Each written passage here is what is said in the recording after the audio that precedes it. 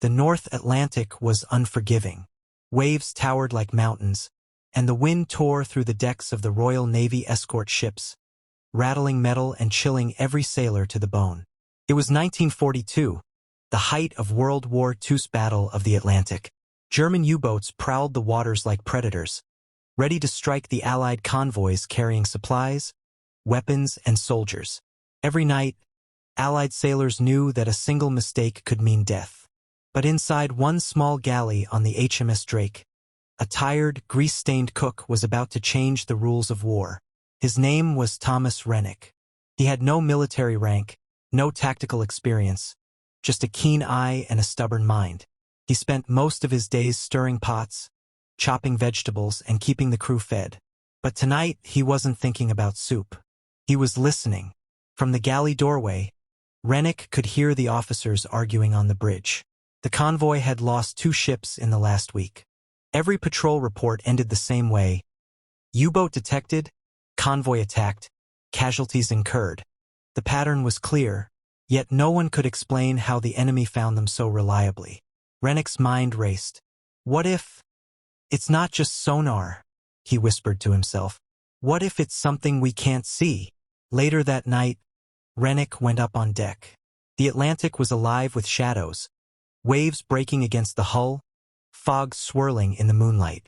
He held a metal serving tray, one of the few items left unwashed from dinner service.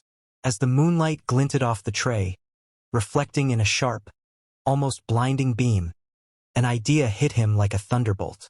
If a small tray could reflect light this far, what about the entire ship? Could the shine from the metal parts of the convoy make it visible to the enemy? And if so, could he find a way to hide it? The next day, Rennick began experimenting. He pressed his trays and pots against the ship's surfaces, examined angles, and tested reflections with flashlights. The galley became his laboratory. Smoke, steam, and clanging metal filled the air as he worked tirelessly. When he presented his findings to the officers, they laughed. "A cook? Stop wasting our time," one said, exhaling cigarette smoke. But Rennick insisted. His voice was steady. "This could save lives. If we can stop the reflections, the U-boats won't see us coming." After hours of argument, the captain finally relented. "All right, Rennick, test it. One trial.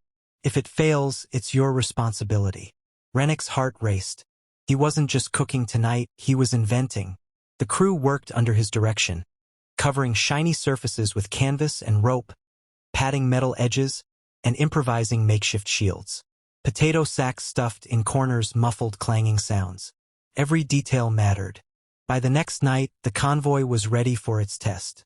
A German U-boat approached silently. Its captain peered through the periscope, expecting to see a perfect line of ships. Instead, the convoy appeared ghostly, blurred, and indistinct.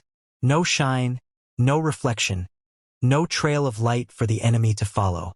The crew below held their breath as the U-boat's sonar operators failed to lock on. Confusion spread on the enemy deck.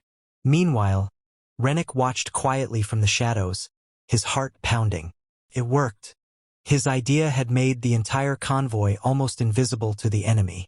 The convoy passed through the danger zone without a single attack. For the first time in weeks, Allied sailors felt relief instead of dread. The captain called Rennick forward and announced to the crew, "This cook saved us all tonight."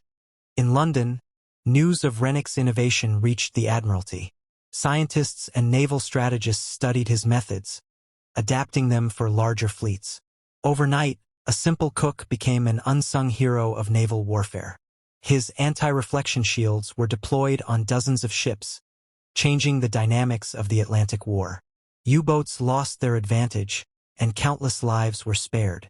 Years later, Rennick would return to his galley, quietly preparing meals as if nothing had happened.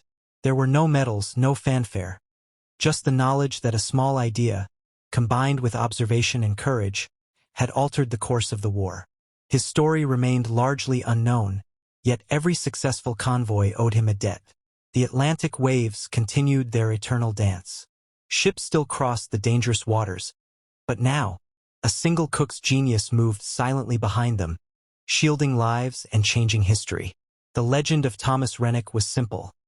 Sometimes the most extraordinary weapons are the ones you least expect. A tray, a shadow, and the mind of someone who dared to see the unseen.